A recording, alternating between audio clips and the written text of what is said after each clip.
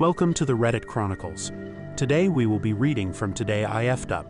Our first post is by Sorry Mom Lol. Today I F'd up by accidentally telling my husband I'm pregnant after a night of heavy drinking. This just happened, and I can't tell anyone in my actual life because we're keeping everything related to pregnancy private. First off, I'm not pregnant. Not even close, not even trying.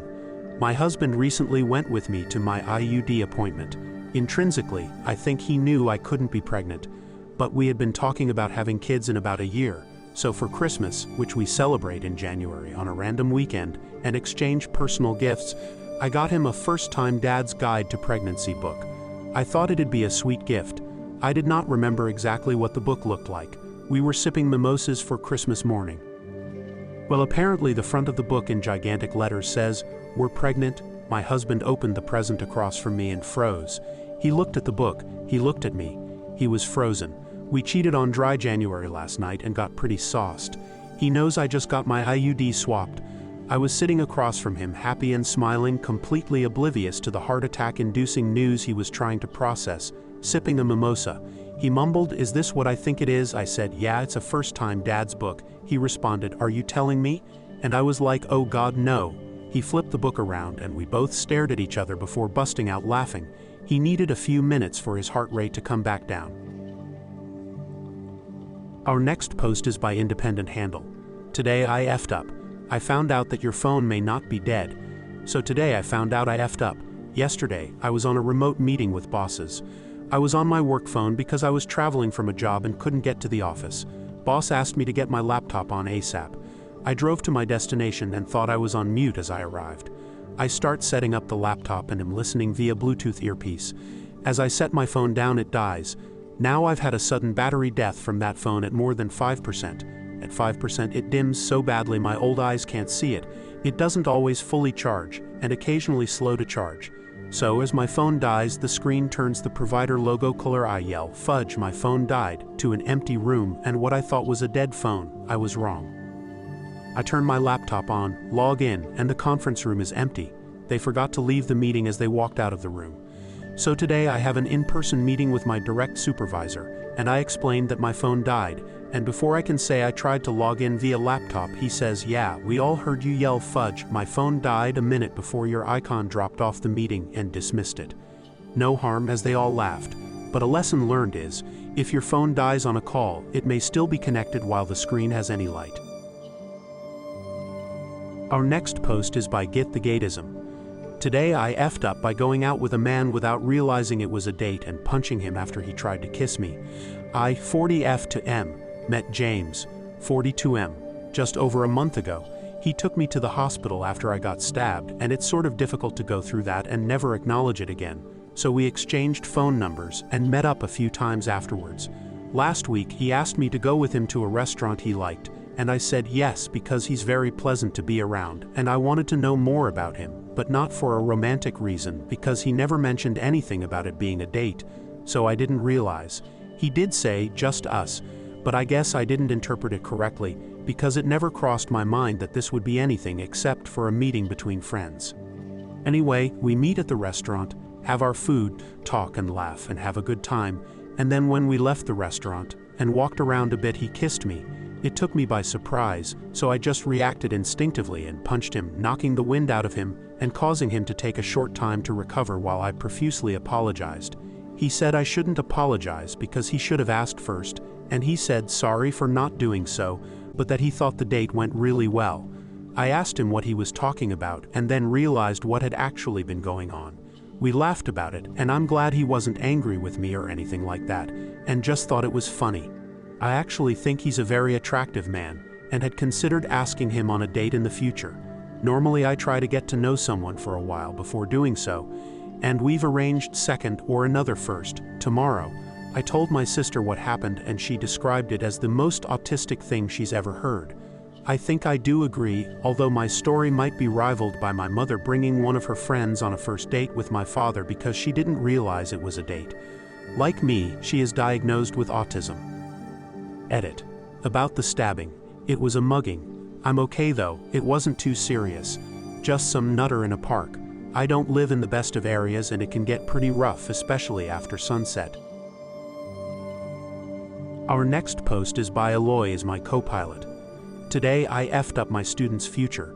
This happened a few hours ago, and honestly I feel so bad that I don't know what to do. I have a student named Ron that I have been working closely with for the past few months. Ron is shy and reserved, but for some reason he took a liking to me. I've gotten to know him well, whereas most people in our department barely know him, and he's honestly a bright student. Ron sheepishly told me that he was applying for grad school and asked me if I would write him a letter of recommendation. I said yes, but of course I waited until the night before the recommendation letters were due to begin writing them. I have templates that I use for recommendation letters.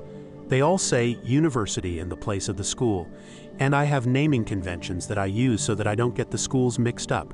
It's usually something like student initials, school initials, year, month, final copy. Ron is applying to some schools that are hard to get into, so I made sure to look over the documents in detail before I sent them. So how did I F up? In my haste, I didn't realize that one of the recommendation letters was actually just the template. It still had university in place of the school name. The year was wrong on the template, and his full name was missing. It straight up looked like the recommendation letter was submitted by some off-brand ChatGPT. I frantically tried to correct my mistake, but it was too late. They wouldn't let me resubmit. Luckily, the rest of the recommendation letters that I sent to his other schools were without errors.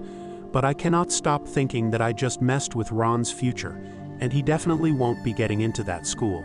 Now I'm wondering if I should tell him what I did or if I should just remain silent. Our next post is by Agreeable Banana. Today I effed up by getting a bunch of my coworkers fired. I work in the trades in an outdoor environment. We're between big pushes to get work accomplished, so we're running skeleton crews and accomplishing very basic, easy tasks. We were told to make this work last until the next big push. My crew got combined with another crew last Monday. We were literally walking around out in a field doing nothing. The outdoor air temperature was 10 degrees Fahrenheit.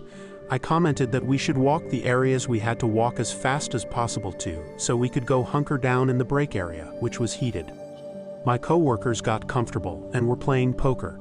Meanwhile, I was sitting in the corner on my phone because I didn't want to gamble. Our boss drove out into the field, walked into the break area, and found us hanging out, and fired everyone except me, because I wasn't playing with the rest of the crew.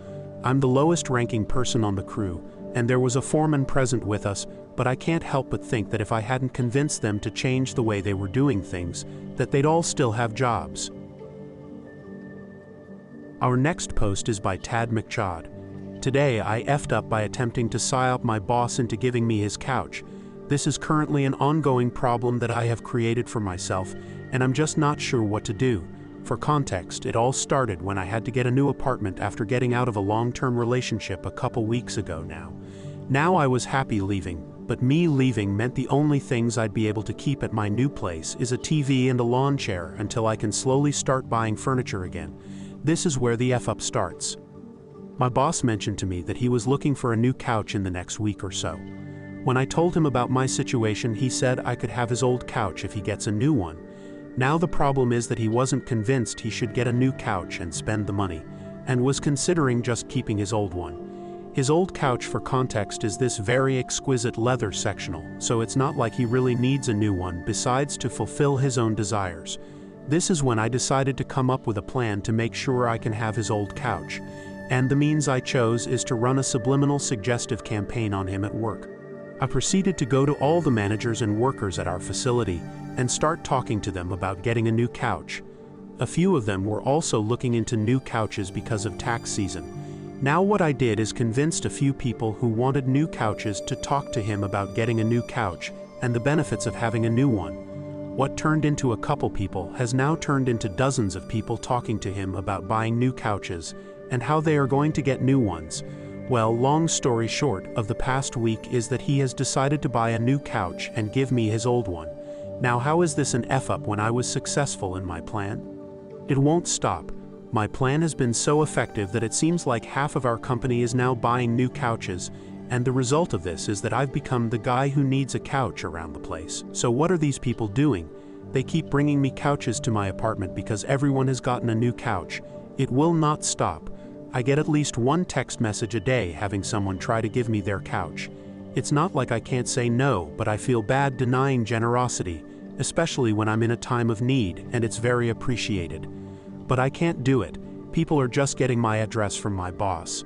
We happen to be neighbors as well, and I keep showing up to my place with new couches in my driveway. I have 7 couches and people are still trying to give me more couches.